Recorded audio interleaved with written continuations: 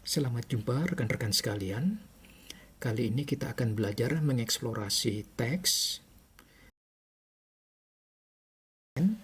dengan aplikasi Lunchbox ini. Nah, pertama kita pilih teksnya.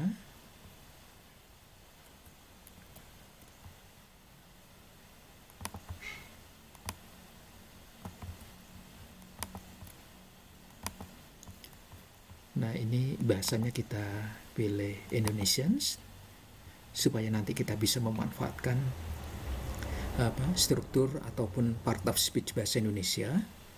Kemudian kita impor.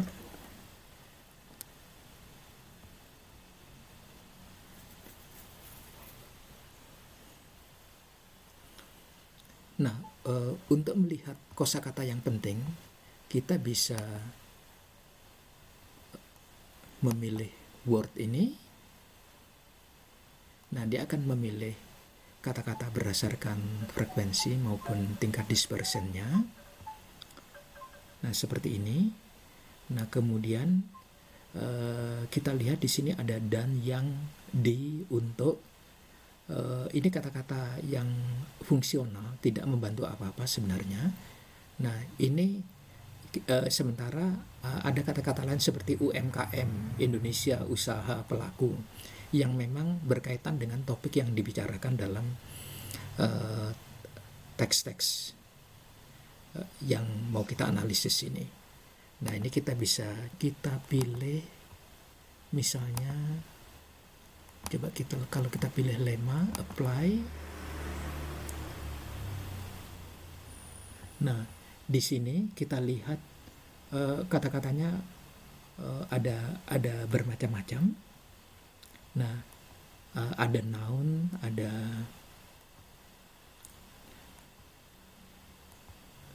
other, ada adverb gitu ya.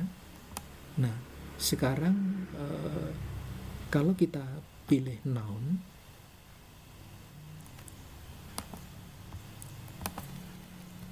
jadi supaya yang diperlihatkan noun saja, ini seperti ini. Nah, jadi ini kata-kata yang noun. Jadi ini memang tanda sambung, mungkin ada kesalahan di sini, tapi ada digital, ada ekosistem gitu ya. Ada pandemi, ada digitalisasi, itu kata-kata yang pentingnya. Nah, di sini kita bisa melihat lebih detail. Kalau misalnya katakanlah digital, kemudian kita search. Nah, ini kata digital tuh dipakai di sini. Misalnya ini, optimis 30 juta UMKM masuk ekosistem digital pada tanggal 2024. Nah, kemudian di sini ada ekonomi digital. Misalnya kita ingin lebih detail lagi, yang ingin kita lihat adalah ekonomi digital. Ekonomi digital.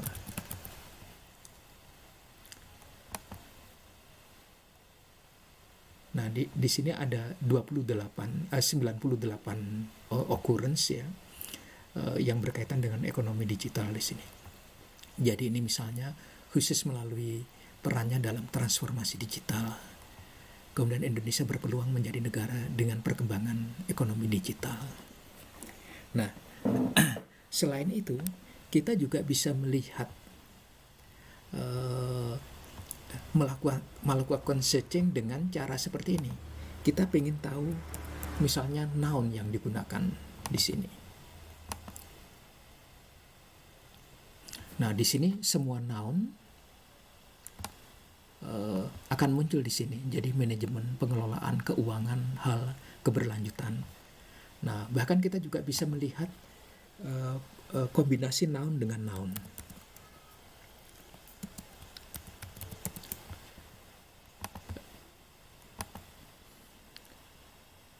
Nah, di sini kita lihat kalau gabungan noun dengan noun, manajemen pengelolaan. Ini kan manajemen noun, pengelolaan noun atau kata benda.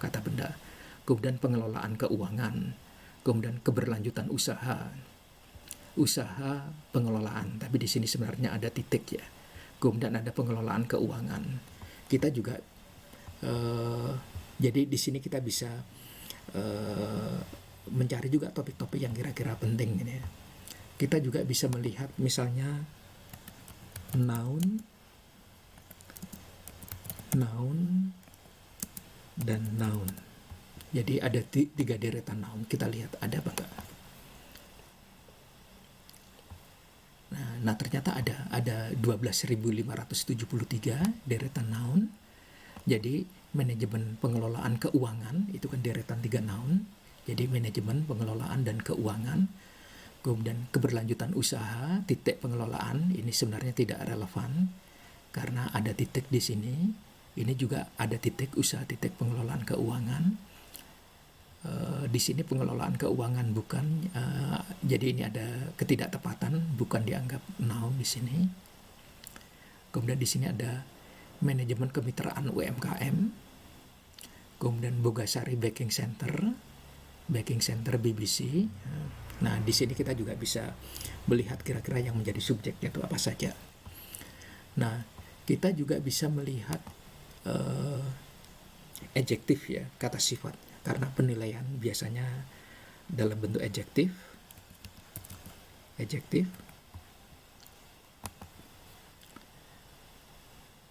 Nah, ini kita lihat. Dari sini kita lihat ini ada vital, bagus. Jadi manajemen pengelolaan keuangan adalah hal yang sangat vital. Dengan manajemen keuangan yang bagus, rapi dan cermat, kemudian sepenuhnya baik. Nah, dari sini kita bisa melihat penilaian-penilaian atau judgment yang biasanya diungkapkan dalam bentuk kata sifat gitu ya. Nah, kita juga bisa melakukan kombinasi misalnya teks biasa, misalnya pemerintah gitu ya. Pemerintah kemudian kata kerja. Verb. Jadi kita ingin tahu pemerintah dan kata kerja seperti apa aja hasilnya. Nah, ini kita lihat. Di sini ada pemerintah mendorong, pemerintah berperan, pemerintah menargetkan, pemerintah membuat, pemerintah meningkatkan, pemerintah termasuk, pemerintah mengubah. Nah, di sini kita lihat. Jadi kita bisa dengan cara ini. Nah, dengan cara ini kita bisa mengeksplorasi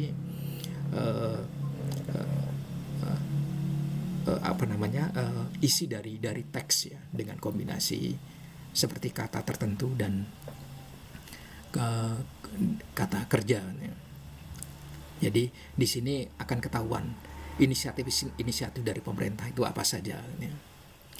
Nah, kita juga bisa melihat yang jadi sasaran pemerintah itu apa gitu ya. Nah, misalnya seperti ini, pemerintah, verb, kemudian noun.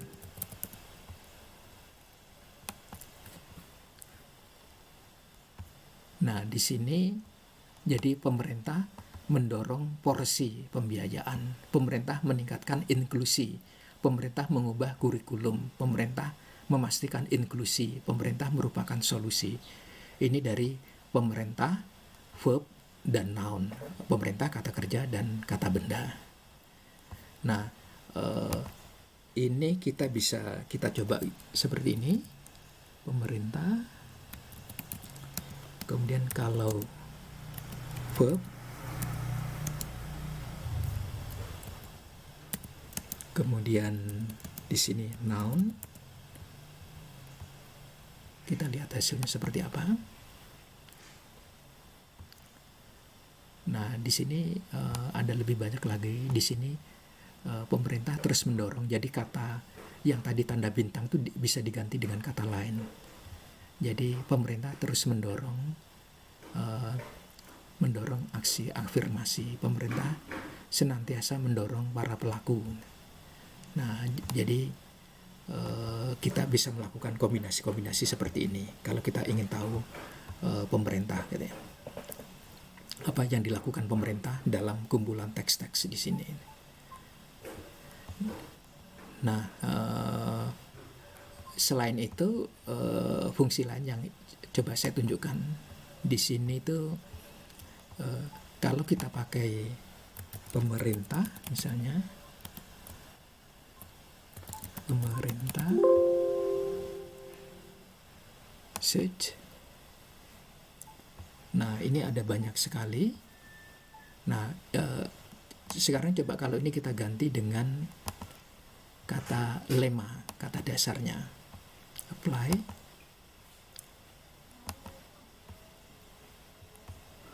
Nah, sekarang kita memasukkan pemerintah, kemudian search.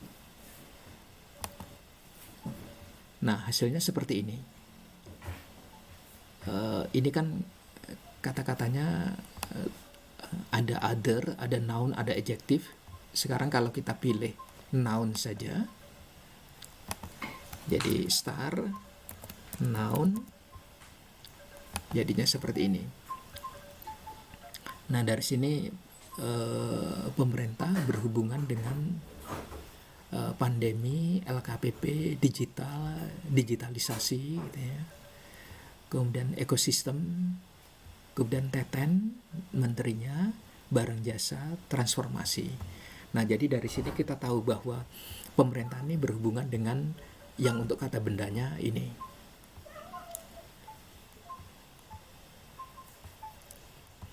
Nah, demikian untuk sementara